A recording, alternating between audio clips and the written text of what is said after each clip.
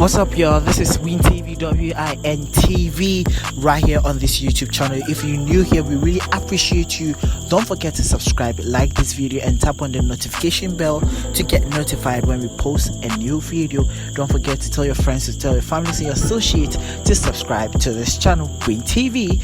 So in this week's video, hashtag Free Awal is trending on social media as Ghanaians demand the release of the Cape Coast Stadium pitch invader. So you know, Thursday, November 14, 2019, Ghana met with Bafana of South Africa, and Ghana was victorious, but for a 25-year-old Awal Sulemana, who earned his 5 minutes of fame on Thursday night when he led security officials on a hilarious chase on the pitch of the Cape Coast Stadium.